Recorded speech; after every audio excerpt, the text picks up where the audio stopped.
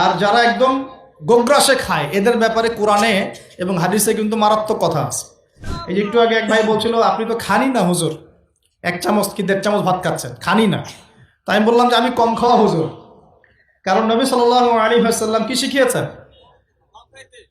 তিনি বলেছেন আমরা যা খাই না, তিনি নবী হওয়ার পরে মনে হয় সেটাও খেতে পারেন নাই। বিশ্বাস করছেন না? এরকম 3-3টা মাসের চাঁদ চলে যেত যে নবী সাল্লাল্লাহু আলাইহি ওয়াসাল্লামের বাসায় চুলাও জ্বলে নাই। আর আমাদের তো একবেলা যদি না খাই তাহলে আল্লাহর উপর কত শেকায়াত, কত অভিযোগ, তাই না ভাই?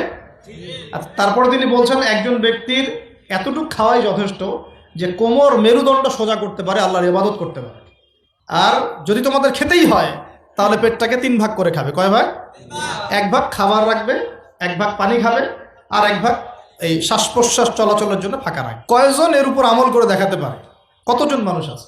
আর যারা একদম গোগ্রাসে খায় এদের ব্যাপারে কোরআনে এবং হাদিসে কিন্তু মারাত্মক কথা আছে। আল্লাহর নবী সাল্লাল্লাহু আলাইহি ওয়াসাল্লাম বলেছেন যে তোমরা খুব বেশি ঢেকুর তুলো না। কি করো না?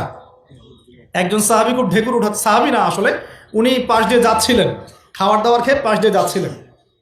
নবীজি তার ঢেকুর তোলা দেখে বলছেন যে তোমরা বেশি ঢেকুর তুলবে না, কারণ দুনিয়াতে যে ব্যক্তি বেশি পেট পুড়ে খাবে কাল কিয়ামতের মাঠে সে সবচেয়ে বেশি ক্ষুধার্ত থাকবে। বলেন নাউযুবিল্লাহ।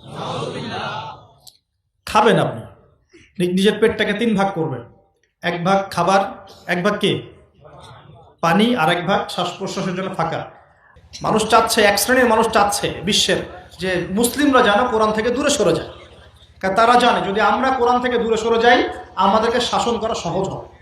ওই পশ্চিমারা আমাদেরকে শাসন সহজেই করতে পারবে, আর আমরা যদি কোরআনকে আঁকড়ে ধরি ওদের বাপেরও ক্ষমতা নেই আমাদেরকে শাসন করে ইনশাআল্লাহ, বরং আমরা ওদেরকে শাসন করবো ইনশাআল্লাহ। আমরা করি নাই মনে করছেন? 1200 কত বছর? 1200 বছর করেছি। কত বছর? বিশ্বাস করছেন না? ইতিহাস পড়েন, নবী সাল্লাল্লাহু আলাইহি ওয়াসাল্লামের যুগ থেকে শুরু করে এই তো 1914 সাল পর্যন্ত আমরা সারা বিশ্ব শাসন করেছিলাম। মনে হচ্ছে গাল গল্প? এখন বিগত 70, 80, 100 বছরে আপনার কাছে মনে হচ্ছে যে শক্তি তো সব ওদের হাতে চলে গেছে, আমাদের হাতে নাই। ইনশাআল্লাহ তাআলা আবার ফিরে আসবে ইনশাআল্লাহ। তবে ওই যে বললাম এমনি এমনি আসবে মান্না সালোয়ার মতো, নাকি আমাদের কিছু দায়িত্ব আছে ভাই? এই যে প্রথম এক ভাই বলেছিল না কি করতে হবে, এখন শোনেন কি করতে হবে। 1 নাম্বার, আমাদের সবাইকে তওবা করে ফিরে আসতে হবে। কি করতে হবে? সূরা নূর পড়ছিলাম আসার সময়, আল্লাহ পাক বলেছেন তুবু ইলাল্লাহি জামিআন আইয়ুহাল মুমিনুন লাআল্লাকুম তুফলিহুন। তোমরা সবাই একসাথে, হে মুমিনগণ তোমরা সবাই একসাথে আল্লাহর কাছে তওবা করো যাতে তোমরা সফল হতে পারো। আগে কি করতে হবে? আল্লাহকে বলতে হবে আল্লাহ আমরা ব্যক্তিগতভাবে, পারিবারিকভাবে, সামাজিকভাবে, রাষ্ট্রীয়ভাবে যত পাপ করেছি আল্লাহ সব মাফ করে দাও। আল্লাহ আমরা তোমাকে ভালোবাসি, তোমার নবীকে ভালোবাসি, তোমার কালামকে ভালোবাসি, আমরা জান্নাতে যেতে চাই, দুনিয়াতেও সফল হতে চাই।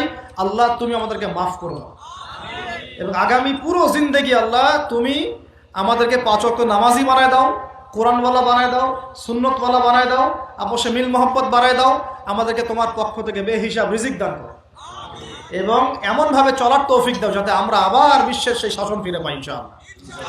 দোয়া করা যাবে না?